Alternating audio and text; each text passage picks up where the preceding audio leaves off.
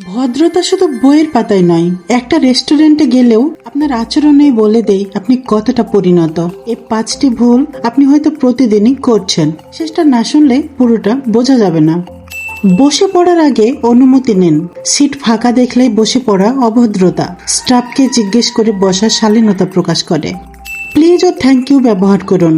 Waiter বা স্টাফকে সম্মানজনক আচরণ করার মাধ্যমে আপনি নিজের রুচির পরিচয় দেন। অর্ডার করার আগে মেনু ভালো করে দেখুন।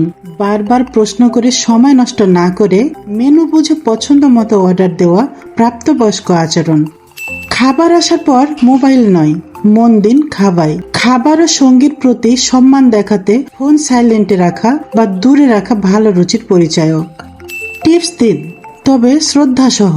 সেবার মান অনুযায়ী ওয়েটারকে কিছু টিপস দেওয়া সৌজন্যের অংশ, তবে সেটা যেন অপমান নয়, কৃতজ্ঞতা প্রকাশ হয়।